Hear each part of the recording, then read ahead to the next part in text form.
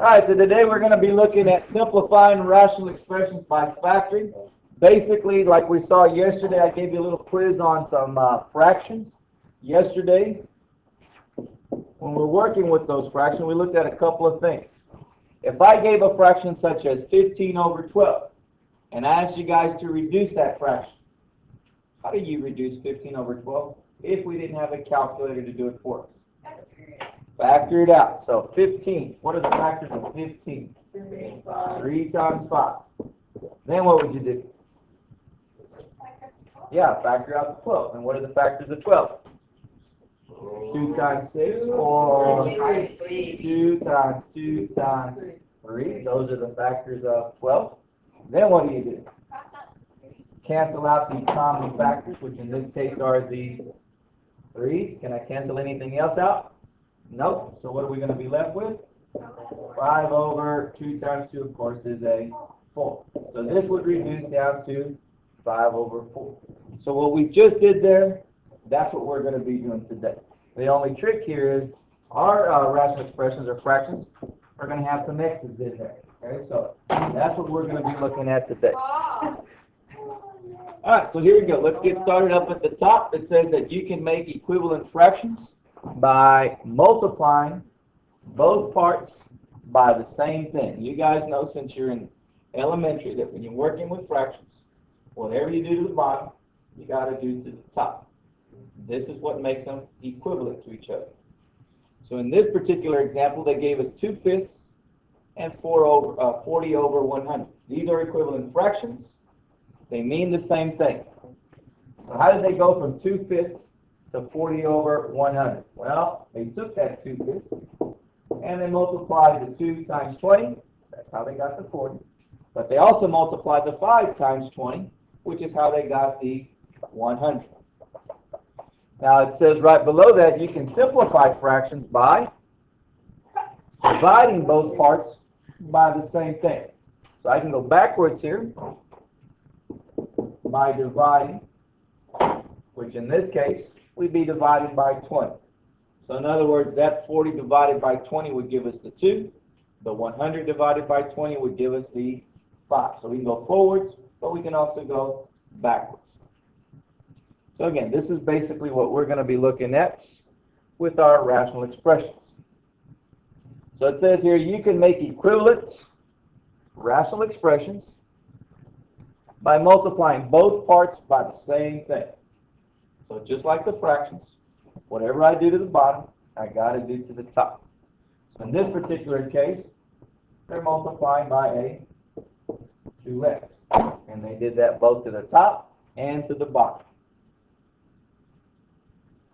You can simplify rational expressions by canceling out common factors, which is what we're going to be working on today.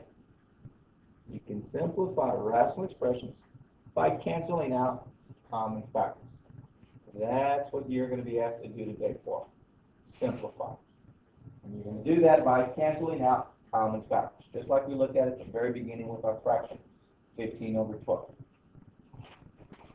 All right, so that takes care of the notes. Now the rest is just examples. So here's our first example. We got 8 over 4x minus 20. And what I need to do is I need to simplify it or reduce it. So here we go. What I'm going to do first is factor the 8. I want to know, what are the factors of 8? Well, 2 of the factors of 8 would be 4 times 2. We all agree that 4 times 2 would give us 8. Then I'm going to go down to the bottom, and I'm going to factor 4x minus 12. Now I'm keeping my fingers crossed here, and hopefully you still remember how to find the GCF. There's a GCF for 4x minus 12. Anybody know what the GCF is here? What goes into both a 4x and a 12? What number can I divide both of those by evenly? What's that? 4. Very good. 4 is what we call our GCF. That 4 right there, multiplied with something, would give us the 4x minus 12. What goes in the parentheses? What can I multiply 4 by to get a 4x minus 12? X minus 3. Very good. Notice how 4 times the x would give us that 4x. and 4 times the negative 3 would give us the negative 12. So at this point, I've got the numerator factor, I've got the denominator factor. Now I'm going to move on to the next step, which is to cancel out common factors. And in this case, what are those common factors? What can I cancel out here? The 4s. I can cancel out those 4s right there. Is there anything else I can cancel out? No. Therefore, my numerator is a 2, and my denominator is a x minus 3. We just simplified our rational expression. We went from this thing to this thing over here, just like we reduced a fraction. That's what we did. That's what we're going to be doing today. Let's try that again. Number 2. We got 3 over 6x plus 15, and I need to simplify that. So we're going to factor the numerator and the denominator. So the question is, what are the factors of 3? 3. Or 3 times 1, right? That's the only way you can get a 3. 3 times 1 is 3. Let's go to the bottom. 6x plus 15. I'm looking for the GCF, the greatest common factor. What goes into both a 6 and a 15 even? What's the biggest thing? 3. 3 would be the biggest, the greatest thing they have in common. All right, so 3 is the GCF, the greatest common factor. 3 times what would give me 6x plus 15? What goes in parentheses there? Well, not just an x, 2x plus 5. All right, so 3 times the 2x would give us the 6x, and 3 times 5 would give us the 15. So now you have everything factored. Now you can start canceling out some things. What are we going to cancel out in this case? The 3's. Those 3's cancel out. It wouldn't really be a fraction. Well, it's still a fraction because what do we have at the top? A 1, and down at the bottom we have a 2x plus 5. So yes, we still have a fraction, and that's the fraction. So again, we went from this thing to this thing. We did that by factoring and canceling out the common factors. We reduced or simplified. Number 3, 2x over x squared minus 3x. I want to factor the factors of 2x. Well, the factors of 2x are just a 2 and a x. 2 times x gives us 2x. I'm also going to factor the denominator. A little bit different from number 1 and number 2. Anybody think they know what the GCF on this one is? What's the GCF here? What's that? 1? Okay, but there's something else besides an x. Notice how both of these terms have an x in it. So it's x, or 1x. I'm not going to put the 1 because it's understood. So x is our GCF. So the question is, x times a what would give us an x squared minus 3x? What goes in parentheses? There you go, x minus 3. Notice what happens here. If I use distributive property, the x times the x is going to give you the x squared. The x times the negative 3 is going to give you the negative 3x. So you got your factors. What are we going to cancel out here? X. This x right here cancels out with that x. So what do we have left over? A 2 on the top and an x minus 3 on the bottom. Therefore, when we simplify this, we're left with 2 over x minus 3. So again, we went from this thing to this thing by factoring and canceling out the common factors. Number 4, a little different here. Number 4, we got 8x plus 12 divided by 4x minus 12. And I've got to factor first. Let me start up at the top. GCF. What is the GCF? 8 and 12. What's the biggest number that goes into an 8 and a 12? 4. That's our GCF. 4 times a what is going to give us the 8x plus 12. What goes in parentheses? 2x plus 3. Notice how 4 times 2x would give you the 8x, and 4 times the 3 would give you your 12. So you got the top part factored. Now let's do the same thing for the bottom part. You got 4x minus 12 at the bottom. GCF. What's the GCF? 4. 4 is the biggest thing that goes into 4 and 12. So the question is, what do we need to multiply that 4 by to get the 4x minus 12? What goes in parentheses? 1x minus 3. There you go. 4 times the x would give you the 4x, and 4 times the negative 3 would give you the negative 12. So now you got everything factored. So what is it that we're going to cancel out? The 4s. These 4s right here are the common factors that we can cancel out. So we got 2x plus 3. That's our numerator. And we got x minus 3 for our denominator. That's it. That's the answer. We went from this thing to this thing by factoring and canceling out the common factors. Now, just real quick here, guys, do not try and do this. Can't do that. Matter of fact, remember that little pop quiz that we had yesterday? We had a question very similar to that. That is not allowed. Matter of fact, it's kind of like if I gave you the fraction 25 over 35. If I asked you to reduce that, could you come over here and say, all right, I'm going to cancel out the 5s, and the answer would be 2/3? Can you do that? No. That's because 2 and 5 are glued together. That's a 25, not 2 times 5. This is a 35. That's 3. That's not 3 times 5. So you can't cancel those out. It's the same idea here. So be very careful what you're canceling out. Okay, number 5. 3x minus 12 over x squared minus 4x. Let's factor the numerator. The GCF on the numerator is going to be a 3. 3 times what is going to give me a 3x minus 12. What do I need inside the parentheses here? X what? X minus 4. Very good.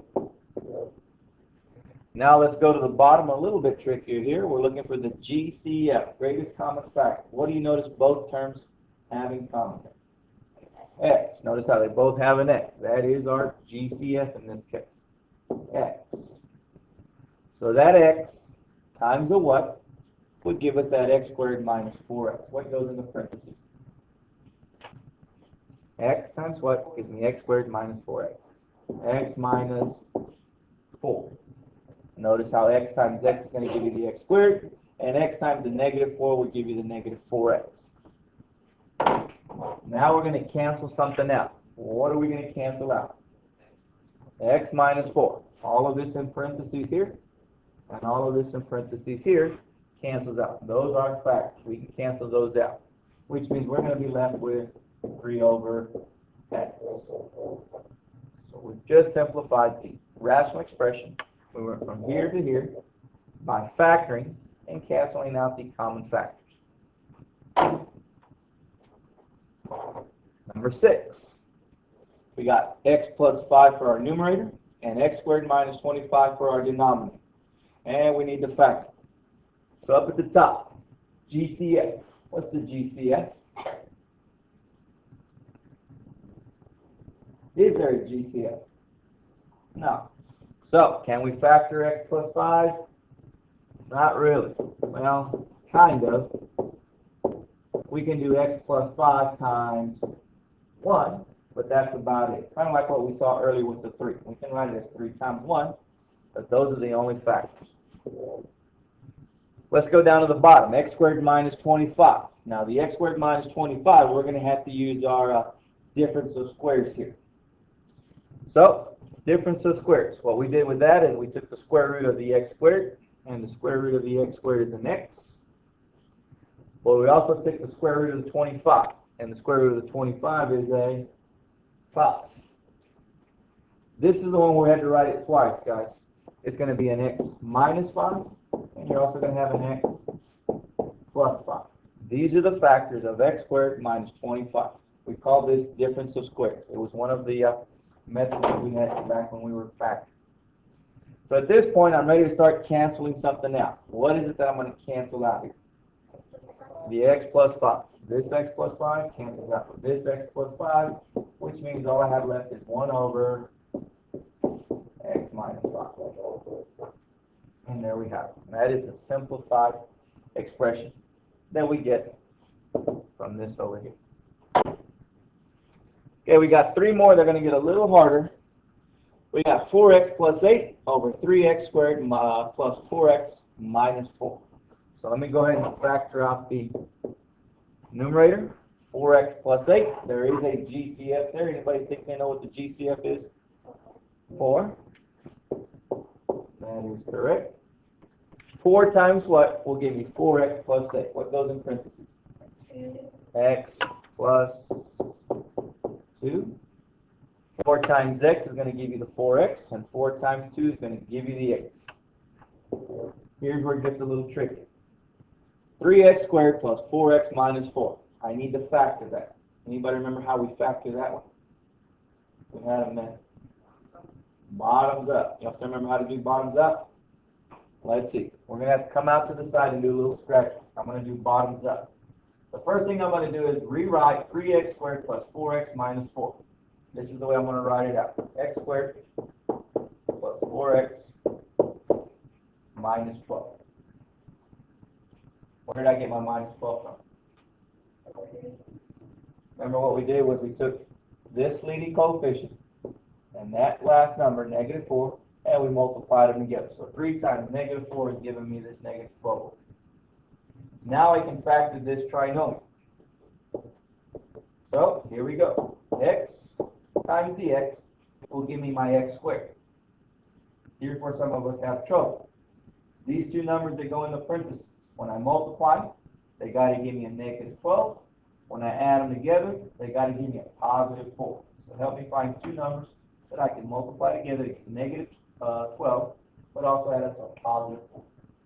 6 and 2. Let's try it. You said 6 and negative 2. Is 6 times negative 2 a negative 12? Yes. Is 6 plus a negative 2 going to add up to a positive 4? Yes. So we're okay there. But is that where we stop? No. Underneath this 3 and underneath this 2 here, I'm going to put a number. What is the number? 3. There you go. A 3. Where are we getting that 3? It's that leading coefficient right there.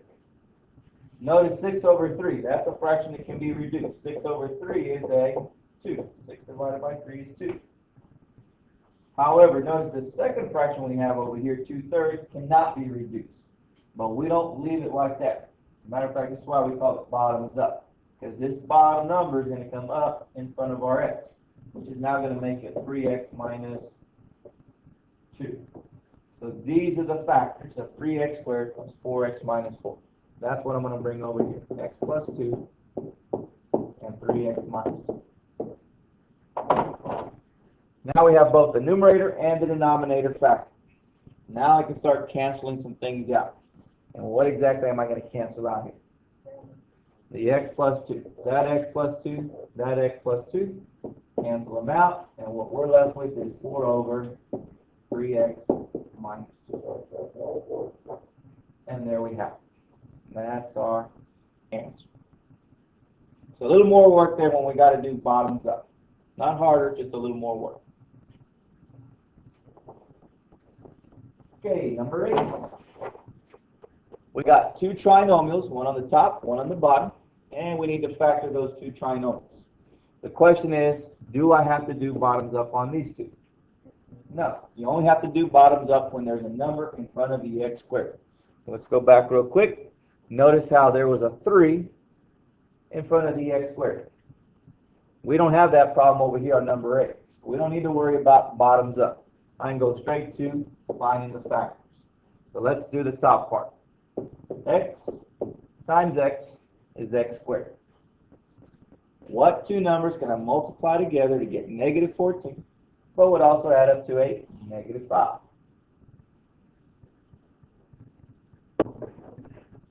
Negative 7 and 2. Let's try it. Negative 7, positive 2. Is a negative 7 times 2 going to give me a negative 14? Yep, looks good so far. Is a negative 7 plus 2 going to give me a negative 5? Yes. So you just found your two factors. X minus 7 and x plus 2. Do the same thing for the bottom, the denominator. X times x is going to give us x squared. Now I need factors of 12 that also add up to an 8.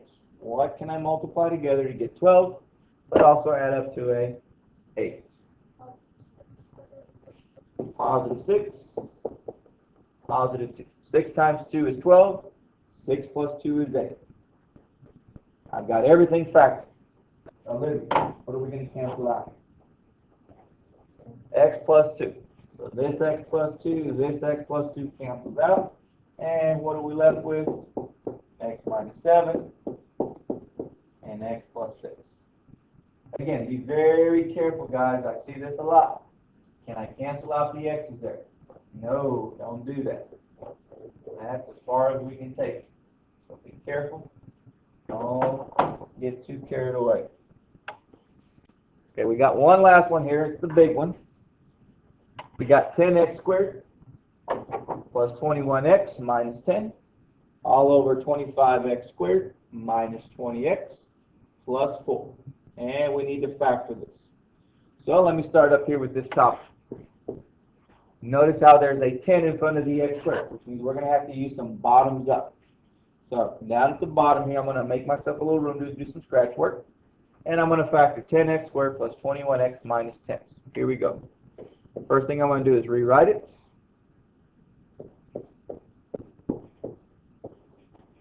As x squared minus 21x minus 100. Where am I getting my minus 100 from? 10 times the negative 10 gives me a negative 100. That's where that's coming from. Now I can factor. X times x is going to give me x squared. Here's the tricky part. What two numbers can I multiply together to get negative 100, but they also have to add up to a negative 21? What kind of 25? Positive 25 and a what? Let's try it out. Maybe, maybe not. 25 times a negative 4. Well, that's definitely going to give you a negative 100. But when I add those two, do they give me a negative 21? Oh, this was a positive 21? Okay, that's positive 21. All right, so let's check that. 25 plus a negative 4. Does that add up to a positive 21? Yeah. So yeah, you're right. These are the correct numbers. Of course, we're not done yet because underneath that 25 and 4, what are we going to put? 10. It's that leading coefficient. Now notice these fractions here can be reduced. So if I reduce 25 over 10, 25 over 10 reduces to a, you can use your calculator for that. Use your math button. 5 over 2. Do the same thing with the other fraction. Reduce it. 4 over 10. Use the math button on your calculator. 4 over 10 reduces to 2 over 5. We're almost there. Can't leave it with fractions. We are using the method called bottoms up, so we're going to bring the bottom number up in front of the x. So we're going to end up with the factors 2x plus 5, and the other factor is going to be 5x minus 2. So the bottom number comes up in front of the x. So we're done factoring the numerator. Unfortunately, we're going to have to do the same exact thing with the denominator. We're going to have to factor it out again using that bottoms up method. So again, I'm going to come out here to the side and do a little scratch work. I'm going to first rewrite it as x squared minus 20x plus 100. Because 25 times 4 is 100. Remember, I'm multiplying the leading coefficient times that last number there. That's how I'm getting my 100. Now I need to factor this. So x times x is going to give us the x squared. The question is, what two numbers go in the parentheses here? What is it that I can multiply together to get 100, but those two numbers would also add up to a negative 20. I'll give you a hint here. I can tell you both of them are going to be negative numbers, because a negative times a negative gives me a positive number. A negative plus a negative will give me a negative answer. Negative 10 and negative 10. Negative 10 times negative 10 is a positive 100, and a negative 10 plus a negative 10 give us a negative 20. But we're not done yet, because underneath those 10s, we're going to put what? 25, the leading coefficient. So let's reduce those fractions like we did earlier.